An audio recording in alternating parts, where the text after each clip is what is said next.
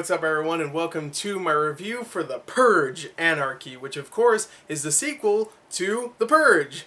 See what I'm doing? I'm using my fingers and then the posters are popping up. That's editing. So anyway, The Purge Anarchy, the sequel to The Purge, is I'm going to stop doing that, is of course the sequel to The Purge. Alright, I'm going to stop. Was of course a movie, The Purge I'm talking about, was a movie that had a really awesome premise. You know, out of every year there's one day where, or one night actually, where everything is legal. Just everything. Murder, robbery, the R word, you know, rhymes with grape, everything. Just everything is legal for one whole night, 12 hours, and because of that, most of the rest of the year is pretty standard. I mean, it's not very crime heavy. You know, America's doing pretty well just because one whole night everything can happen. So, of course, the first movie followed a family and a bunch of criminals are trying to get in to kill someone that they're hiding, and it was really generic. It was just a home invasion film, even though it had an awesome premise and some pretty damn good acting and some good scenes, like the whole part with Ethan Hawke and the shotgun. I thought that was pretty awesome. It still was very, very generic. So I was actually looking forward to this because it was doing exactly what the first movie should have done. It was showing what happens in the city. It's following a bunch of characters trying to get out of the city when all these crazy gangs and stuff are just murdering and just, you know, hacking away at people and just shooting, you know, murdering and stuff. You know, I mean, that's exactly what I wanted from the first film. So, of course, now we get it in this movie. What did I think of The Purge Anarchy? Let's talk about it. The story for The Purge Anarchy follows Leo/Sergeant, whatever his name is, played by Frank Grillo, who is a man that wants to go out and purge. Of course, he wants to go out at night and just start murdering people. He wants to. The reason why is because he wants to get revenge for something that happened last year. And not even during The Purge. I think it was like, you know, just something that happened, and he wants to go get revenge. And of course he was waiting all year for the purge to happen, so he wants to go and get his vengeance against someone because of something that happened in the past. And along his way, because he got like a badass armored car, he has all these guns, he's been collecting, he's been spending money to get his vengeance. And along the way he sees a mother and a child getting taken away by like a bunch of armied, like a bunch of like soldiers pretty much, and he's just like, oh, just don't do it, man. Alright, screw it. And he goes out, of course, he saves those two. While he's doing that, a dumb white couple comes and hides in his car, and of course he decides, okay, I'm going to take this dumb white couple and the mother and the daughter with me, and we'll find out a way to keep them safe and of course get what I want in the end. And of course a bunch of, you know, havoc ensues, you know, people die, there's a lot of shots being fired.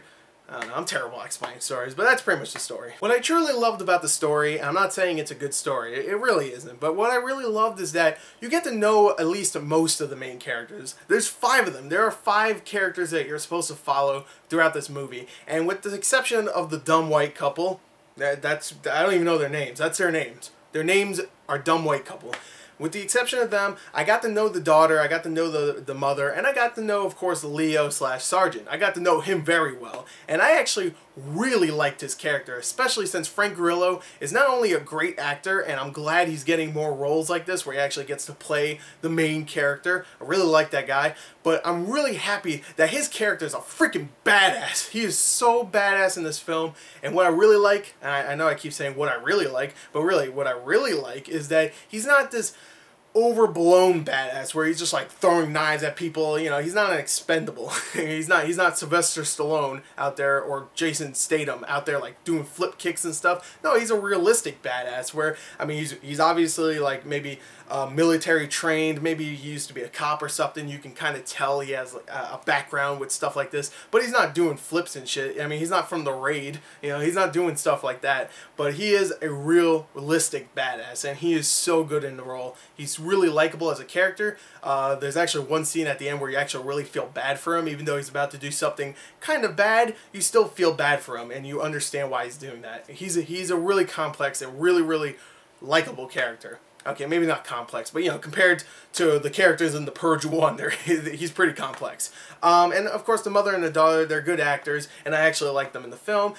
And even the dumb white couple, they're not bad actors. They definitely aren't, but I didn't really care for them. And all the side characters, there are a couple here and there that I actually kind of liked. I liked the grandfather of, or the dad of the mother in the film. I thought he was pretty good. And yeah, that's pretty much it. The story is fun. It's not great. you kind of know where it's going to go, but there is some tension here and there, and some really damn good action. This movie, if you're going into this expecting a horror film, you're going to be freaking disappointed. If you're going into it expecting an action film, you're going to be happy, because there is a lot of awesome action, especially with Frank Grillo's character, like I keep saying. One action scene in particular is just really good. It's closer to the end of the film, and all 5 of them are getting hunted in this like hunting ground, and there's like 8 or 9 people with guns, and they have nothing. They're pretty much, they're screwed. But of course Frank Grillo's character is there, and he's like, no, screw that. So he's like, you know, being stealthy and stuff, you know, trying to hide himself from the like 8 or 9 people with guns, and he's just picking them off one by one